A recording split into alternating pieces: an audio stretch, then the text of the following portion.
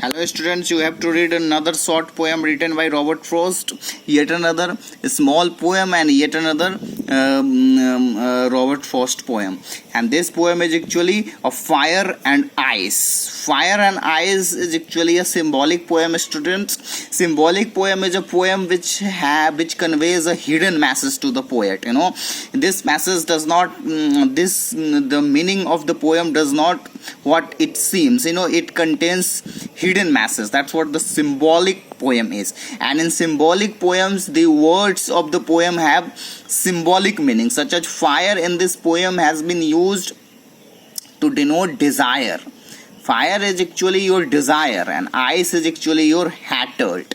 Hatred and desire, the two factors that have its own place in human world. Desire and hatred and everything whatever happens in human world, the main reason for those two things are actually your hatred and desire. Desire is what, when you want this, that, those, when you want so many things in your life, the lust of materialistic things is actually your desire. And hatred is actually what that can cause big trouble.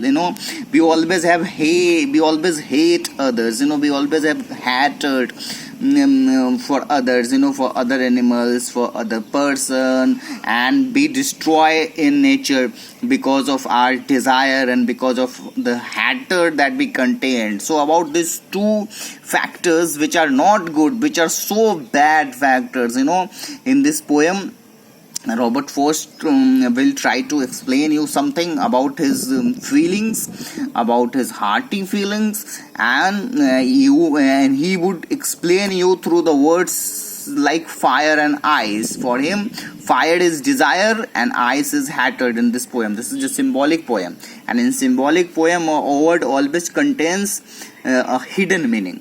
And the whole poem is a symbolic one, and this symbolic poem has its own hidden message that will be conveyed to you today. A message of Robert Frost I will try to convey you. Now let's start the poem again like the previous poem. The Dust of a Snow. This poem is also of two stanzas, so let's read the first stanza first. Some say the world will end in fire, some say in ice. From what I have tested of desire, I hold with those who favor fire. Now the poet in the first stanza, student, is telling to you that there are people, there are many people in the world who say that the world will end in fire one day. The world in end, what does it mean? The world will cease out. The existence of life on earth will cease out, will come to an end. And because of what? Because of the fire. And fire is what here, student? Fire is actually the desire, your desire. And poet is telling you that your desire will cause the world to cease. Poet wants to say that कि तुम्हारी इच्छाओं की वजह से एक दिन दुनिया खत्म हो जाएगी. The world will extinct because of your desire, your unnecessary fulfillable desire. A desire is a thing that can never be accomplished, can never be fulfilled. A desire is a thing, the more you get, the more it increases. So that is the problem here. Once the great Mahatma Gandhi says, the mind is a restless bird, the more it gets, the more it wants. Not Mahatma Gandhi, I think J.L. Nehru said in one of his books. I am not sure about it. So actually what happens here that how a desire will end, because you all have seen that there is no end of your desire. You always want this and that in your life. When you have bike, you want car, then you want standard car. And when you have living in rented house, then you want your own house, and when you got your own house, then you want your big house, and then you want your house in big cities. So this desire actually never comes to an end. Because of our unnecessary desires, we have just destroyed the nature. We have just ruined everything around us. We have just imbalanced everything in the nature because of our desire, because of having an attitude of wanting more and more. And actually this is such a stupidity. Because of all this, we are not getting to this is not the aim of life.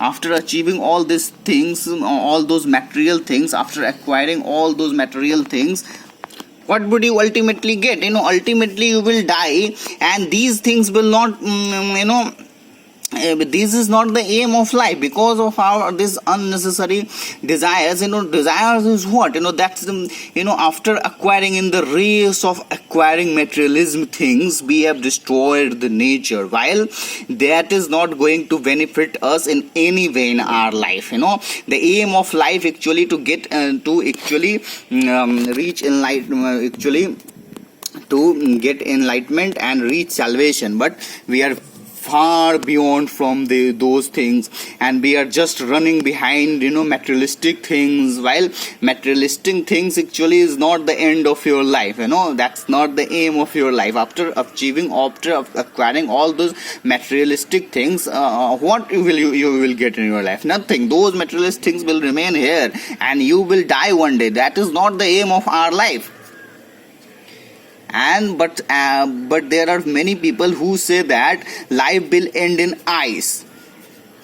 And what does the ice is? Hatred. You are saying that at present time, hatred is a big factor. It's causing the war between the countries, between China and India, and between some other countries. And because of the hatred, not only among neighbors and among family members, but among the countries, hatred at high level, hatred at country level will destroy the world one day.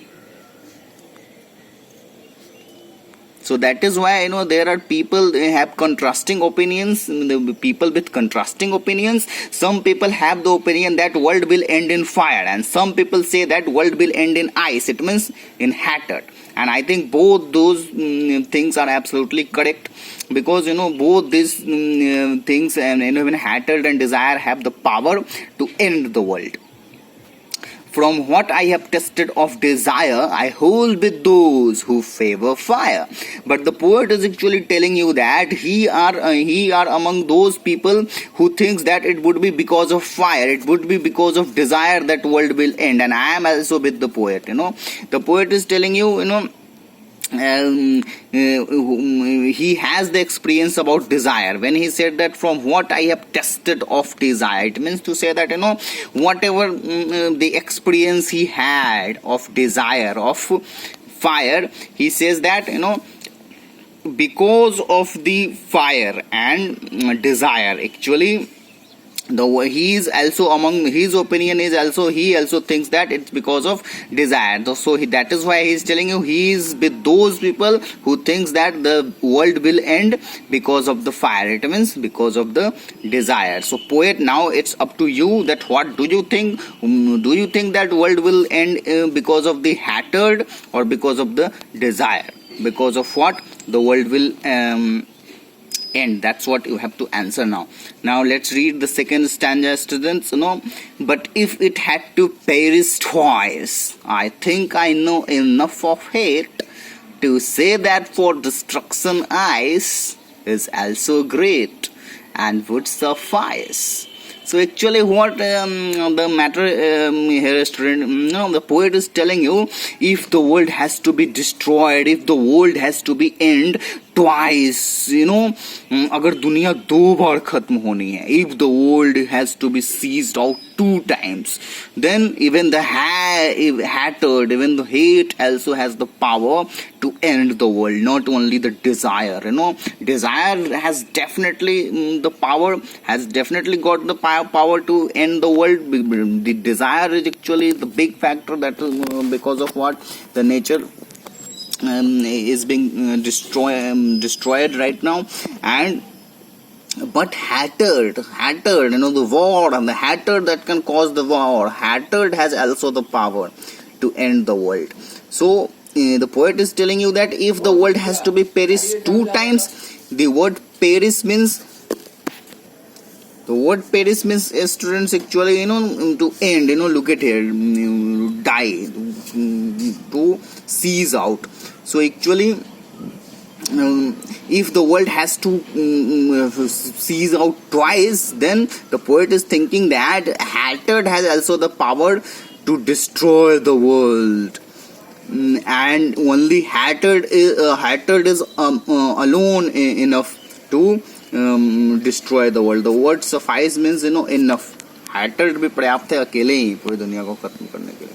It does not need the support of fire, and fire also does not need the support of ice. Both these factors are in themselves capable enough to end the world. So what we are learning from the poem, we are learning that we will have to get rid of this desire and hatred. These are not the aim of life, and especially the human life.